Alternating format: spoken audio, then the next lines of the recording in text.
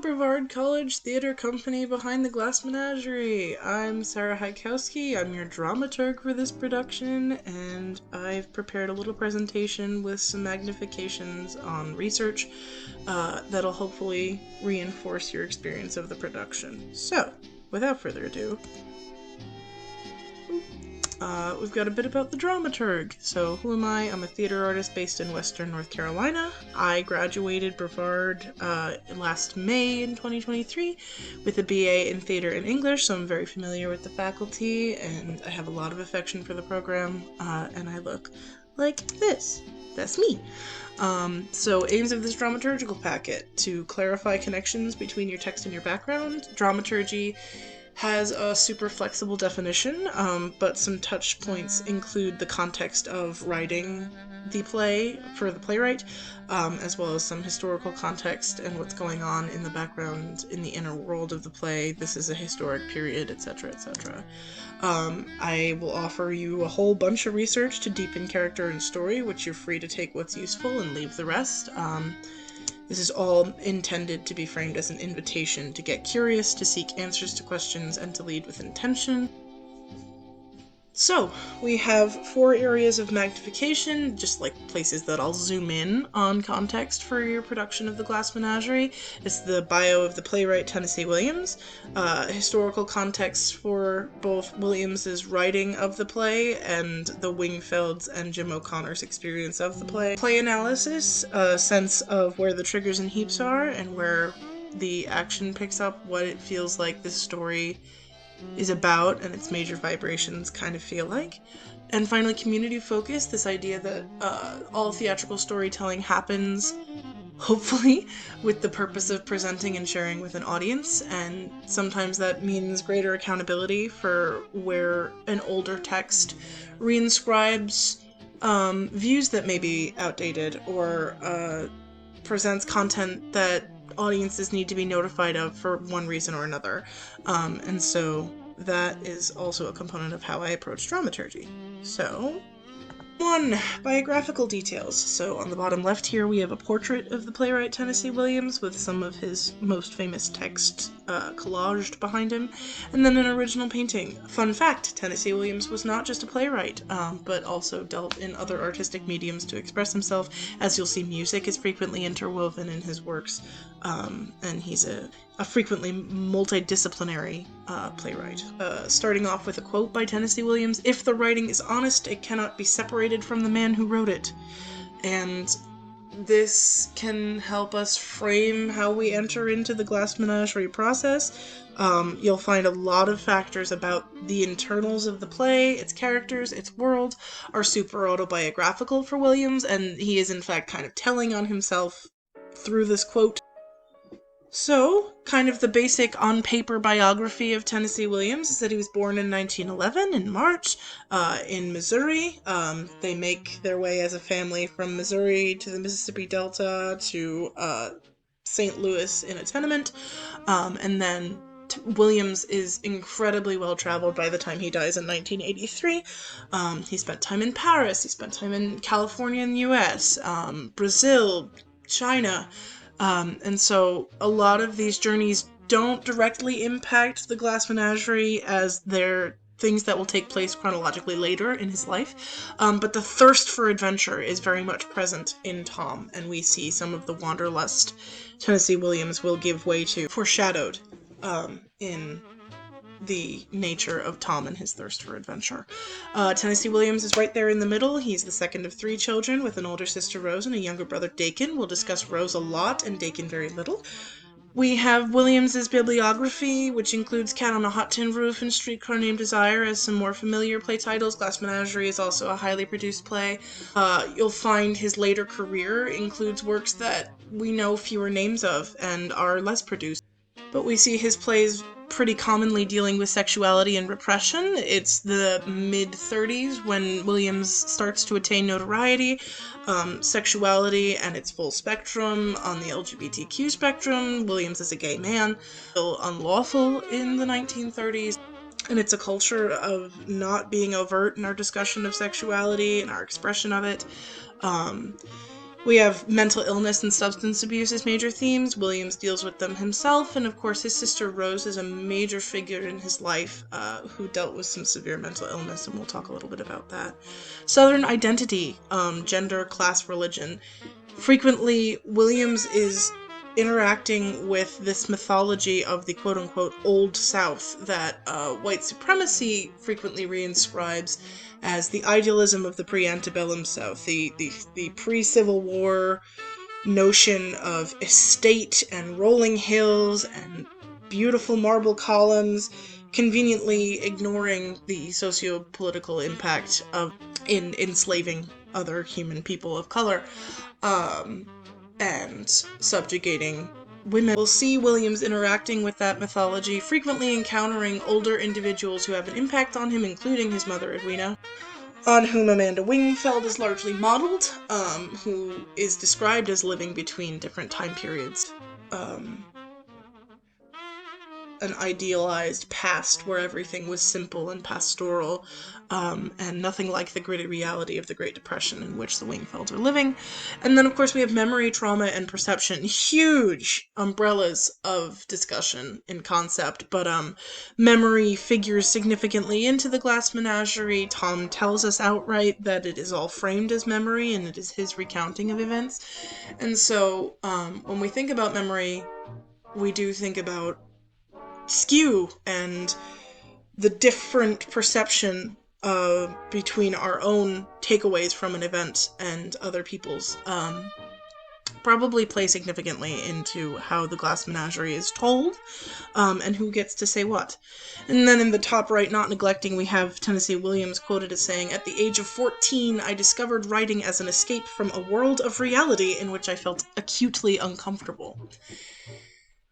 This can inform how we embark on the journey that is the Glass Menagerie, because I think it's possible that all of our characters are experiencing some form of discomfort. We frequently don't watch or tell the story of plays that are about very comfortable people, but an acute discomfort with reality suggests a flight to some other kind of escape. And so how are we engaging with the concept of escape? How are we engaging with the concept of struggling in our own skin with the itch of reality, and I think that pertains massively to the Glass Menagerie. So some other folks who are gonna show up in a necessary understanding of the Glass Menagerie include Sister Rose Williams, who is Tennessee Williams' elder by 2 years. She's born in 1909, also in the Missouri homestead before the series of moves. And then finally she dies in Ossining in 1996. She actually survives her brother, but we don't get to hear a lot directly from Rose,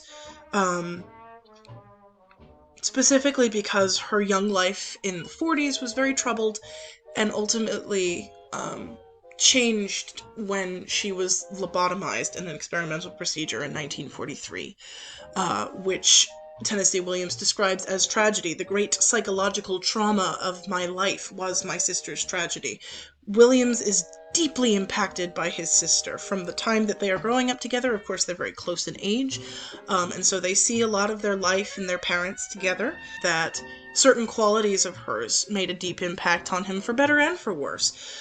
Rose's delicacy and what is described in the Glass Menagerie as Laura's unearthly beauty are a huge part of how Tennessee Williams is almost trying to memorialize his sister as she knows her. As in real life, what we'll learn, you'll see a timeline, he's stepping away, just as Tom is, and is trying to investigate the distance, physically and otherwise, between him and someone who's been massively impactful on his life. And so we have some resonances here. Quick tour through some of the bibliography that is more loudly representing Rose, but of course she touches everything that Tennessee writes. We have the Glass Menagerie. Laura is essentially a self-insert of Rose. I utilize the qualities of social anxiety, thwarted individuality, and delicate beauty as callouts here, or as bullet points here, but there is a whole laundry list of things that transpose one onto her fictional counterpart. We have Summer and Smoke, which is written 4 years later in 1948. We see, again, this neurosis and the struggle with sexuality as it is pitted against a Victorian concept of what it is to be a woman and to closet overt sexual feelings. And Streetcar Named Desire, of course, a really famous name. Suddenly Less Summer, less so. But again, women grappling with their sexual selves and other people's sexuality in their space, ultimately institutionalized for their instability. So that's Rose, and she will follow Tennessee Williams throughout his whole life, as it is somewhat implied that Laura is following and dogging Tom. The Glass Menagerie is frequently a story about the love between a brother and sister, and how he feels the need to reflect on the implications that relationship has had for him. Then we have Mother Edwina Dankyn Williams, which is a whole ride. So, of course, she's born in 1884. So a couple generations, if not just the one, from people who were adults in the Civil War, and that'll come into play. And she dies in 1983, years before Tennessee Williams, so she has a long life. Just a little under 100 years. And so she was a single mother in that household for the majority of the time, even though on paper she is married to her husband Cornelius Coffin Williams. She is very much upholding Tennessee Williams's childhood and adolescence and young adulthood, and Amanda is essentially a stand-in for Edwina in many ways. So, same pattern resonances. We have the Glass Menagerie. I call out her Puritanism, a certain misguided sense of trying to help her children, but maybe not in the best way. Talkative and having all this effervescence to describe her life, and living somewhat between past and present. There's the idealism and the greenness and the floweriness of her past, and Blue Mountain is a kind of symbol in the play, as opposed to what it looks like in the present. And so her impulse to make things pretty, and to nostalgicize and poeticize, I think, is very well represented. Streetcar Named Desire is useful as a figure for Amanda as well. Blanche Dubois is telling a lot of fictions in her household about those marble columns and about the rolling plantation south and its Christian virtue, while she herself is disillusioned and bruised by reality, getting older, by sex, disappointment, and death. And even if these things are never overtly discussed in the Glass Menagerie, it's something that I think it's possible Amanda is engaging with. Her age is changing, and her relationship to physical form is changing. So more on that later. But Suddenly Last Summer, mentioned again. The plot herein is that a matriarch is scheming to have a young woman lobotomized to keep her from revealing her son's sexual preferences. Stop me if that sounds familiar. Ultimately, Tennessee Williams is twisting another truth about his own life and what it is to have a powerful female influence who maybe doesn't always make the right decisions around him, but nevertheless leaves a very great impact. So looking at a kind of Venn diagram of the life, there's quite a lot in the column of overlap, because again, it's a largely autobiographical play. Here in the top left, we have a photo source that's Rose, Edwina, and Tennessee in 1914, so Tennessee Williams is about 3 years of age and very cute. So if we think about the life of the Williams' family in real life versus the life of the Wingfields, which is fictionalized, somewhat in between, we have this idea of Tom and Tennessee. Tennessee Williams' birth name is Thomas Lanier Williams, and so he is Tom in the play to his sister. Rose will continue to refer to him as Tom in her letters and throughout her life, so there is another kind of factor of his self-insert character as Tom in the Glass Menagerie. But very specifically, Tennessee was put to work in his father's shoe warehouse. He dreams of writing, and he does it in closets, and he falls asleep on the job, and he's not motivated. He has this lust for adventure. All of this is Tennessee harnessing himself into the fictional character of Tom. We have Laura and Tennessee's older sister, Rose. Well-documented history of being anxious and shy. We also have poor physical health. She's kind of retiring from social activities or losing out on socialization opportunities as a result. Rose had her own glass collection. She listened to her father's phonographic record. She fell in love briefly, and ultimately it couldn't be requited. Sounds somewhat resonant with, spoiler alert, the end of the Glass Menagerie. And she struggled with academics too. It was not where she was most capable of applying herself. In terms of the relationship between the two of them, it is mentioned somewhere in Act 1 that Laura is a bit older, but Tom does appear to be in this caretaker role. They are tiptoeing or navigating around their mother, who has very specific expectations for their life. And Laura, of course, has some introverted tendencies, and derives her energy from being in her home and grounded in herself. Tennessee, or Tom, is straining to find some socialization opportunities, and we see some tension in his efforts to leave his home life to seek greater socialization opportunities. In terms of differences between the two of them, very significantly, Rose was hospitalized in a sanatorium and given a frontal lobotomy in 1943, in her mid-30s. And so, of course, she struggled with delusions and mental instability until her death in 1997, at 87 years old. Rose and Tennessee do have their younger brother, Dakin.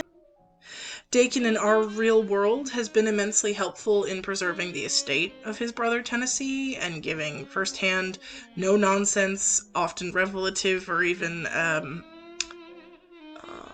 unflattering accounts of Tennessee Williams as true to life. But I'm not sure that he majorly figures into this story, even though there is a younger brother in Tennessee Williams' life by the years that he is writing about, these Depression years of 1935 to 1938, roughly. So there is no brother Dakin. Well, and then if we reflect on the parallels between Edwina and Cornelius, mother and father of Tennessee Williams, again, more in the overlap column, and then some additional details on the left-hand side, just for seasoning. So in the middle, this idea that Amanda is running her household alone, which is something that Edwina largely did. Cornelius was a traveling salesman. Williams captures Wingfeld as having taken off a long time ago, but Cornelius is largely out of the home after Tennessee Williams' 6th or 7th birthday. Amanda and Edwina parallels continue with old-fashioned families, not necessarily a lot of wealth by the time of her young adulthood, but a clinging to the past and maybe conventions of more wealth and a time when the family was better off. Therefore, they are considered Southern belles as an archetype, preserving her Christian virtue and passing a gay afternoon under the magnolias. Amanda and Edwina are both very protective mothers, and they experience abuse at the hands of their husbands. As you'll see on that left-hand column, Edwina actually kept a pretty detailed diary.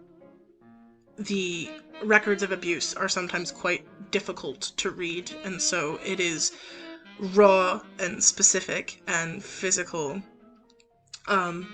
what Amanda and Edwina have weathered at the hand of their now estranged husbands. And we do see this sign that Amanda and Edwina are interested in medicine and psychology. In the language of Amanda's text, I frequently find that she's talking about what she may have read in magazines or what she may have gotten out of doctors' home journals. Hot coffee will give you ulcers, and this appalling monologue about mastication from Tom's perspective. And so we don't know what that means toward her ambitions and what she was interested in doing outside of being a mother, but I do think it indicates her embracing that motherly role, and she has a lot of investment and a lot of intellect to lend to it. So pretty simple one-line description of Mr. Wingfield and Tennessee's father Cornelius. We have restless, alcoholic, abusive. Obviously, a human being is comprised of more traits than that, and for our purposes, it is important to capture those colors about Wingfield. And each of the children will remember him differently, and a wife will remember her husband differently. But in terms of how their lives are different on those outer categories. Edwina's father was an Episcopal minister. This doesn't mean Amanda's can't have been in our imagination, but in terms of the text and what it gives us, we don't necessarily know. She was raised by a clergyman, and indeed she does have some interesting things to say about religion. We also have the details that Edwina's parents had no money by the time of their marrying. Cornelius used it as a form of entrapment, and so what can that lead us to conclude about Amanda and her situation with Mr. Wingfield? Only time and the script will tell, but that is information we have about Edwina biographically. Cornelius was absent from the home, whereas Mr. Wingfield is gone for good. Hello, goodbye, he says, and is only a portrait that, again, all the children will remember and look on differently, and that smile will mean something different to each of them. And the biographical detail that Edwina diaried her experience.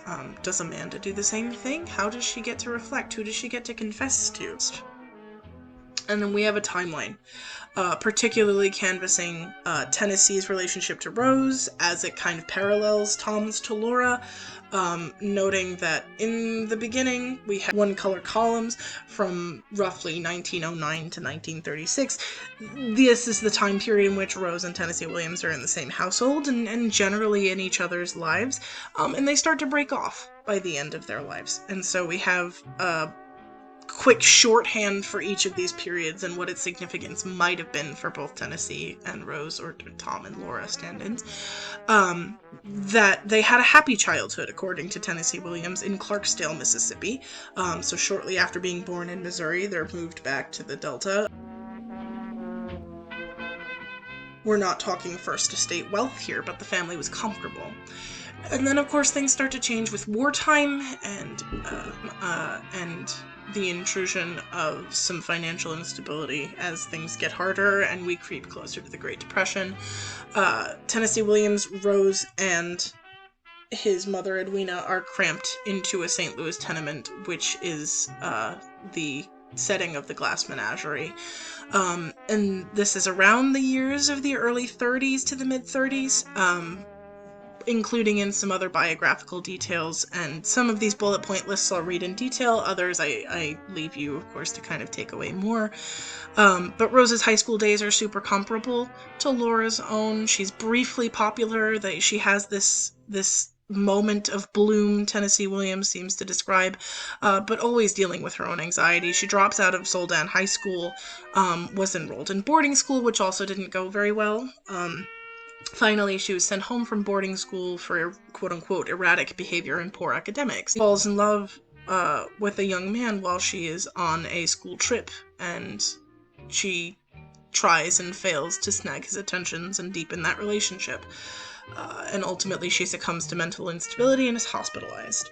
In those same years, Tennessee Williams is finishing out his high school and college experiences. He's moving from school to school. Sometimes that is in tandem with what Rose needs, and so there's a certain amount of duty and responsibility being established in Tennessee's life, which I think is mirrored in how Tom is described. He's drinking significantly early in his teens, trying to fit in, focusing on writing, and flunking out of ROTC. We have Cornelius enrolls him in the Army prep program, and it has nothing to do with Tennessee Williams' interests, ambitions, or even aptitudes. He's not good at athletics, and he finally gets in trouble and is dragged out of college because he flunks ROTC. He's put to work at the International Shoe Company, which is a direct mirror for the Glass Menagerie. He writes furiously and ultimately suffers a nervous breakdown for which he is hospitalized. The peril of not being allowed to do what his heart and his ambitions tell him to do, I think, are echoed in Tom's desperation to get out of his own household to do what he needs to do to write poems in the warehouse closet and things like that. Over the years of 1936 to 1943, things shifting more towards separation, and indeed for Rose, further down the ladder of instability and suffering. Her mental state collapses. She accuses her father of sexual assault. There's no meaningful investigation of these claims, it's just information that we have. She's diagnosed with schizophrenia and delusions, and she becomes what's called a ward of the state. So the government assumes responsibility for her quote-unquote welfare. Those quotes in place because a lot of things can get left in the details, and frequently individuals who become wards, people may have varying experience with or knowledge of. There's a variety of success and rehabilitation and consistency in these programs, so that they've been criticized as such. And then in 1943, a frontal lobotomy is an extremely experimental procedure. It was intended to reduce Rose's delusions and settle her mood. Ultimately, it has the effect of changing her capacity to form thoughts and to put them into words, and what Tennessee's interactions with her look like are frequently need-based, and there's a certain childlike quality and a kind of reversion that happens in her mind as a result of her lobotomy. In those same years, Tennessee Williams is flighting from college to college, trying desperately to finish something. He's escaping the tenement house and ends up at St. Louis, Washington University first, and then off to the University of Iowa, where he acquires the nickname Tennessee because he is a Southerner and because he talks kind of funny. He graduates in 1938. Upon his graduation, he takes off to California and finds work as a screenwriter. This is also the period during which he begins writing The Glass Menagerie, which is telling for me because it's the first time he's putting a lot of geographical distance between himself and Rose, and it is in the context of letters from home indicating that Rose is getting worse and worse, and he's no longer there to be responsible for the household in the way that he was. So I do think that there is a certain relationship to guilt and shame that arises in that time period. Bad to worse to better is how I've described it. And as Tennessee Williams enters adulthood full force, they are largely estranged. Tennessee travels. His long-term life partner, effectively his husband, Frank Menlo. He receives prestigious prizes for writing, and ultimately he doesn't recognize how successful he is at first. He gets wind of it when Glass Menagerie is to premiere in Chicago, and from there it's a massive trajectory of fame. Tennessee Williams describes one chapter of his life as having ended in another beginning. He's writing in a variety of cities, which of course include New Orleans, as it is a major character in Streetcar Named Desire. He attains 2 Pulitzer Prizes, 3 New York Drama Critics Circle Awards, and a Tony within the active writing years of 44 to 55. And then after 1955, he writes nothing that has any comparison of that material success. And is dipping deeper into depression. And as his mental health continues to decline, his drug use and alcoholism increase, and indeed he has a death related to drugs in 1983. Reputedly, the story is that he chokes on a bottle cap for a bottle of pills. The pills in question are barbiturates, massively addictive and devastating to one's physical health.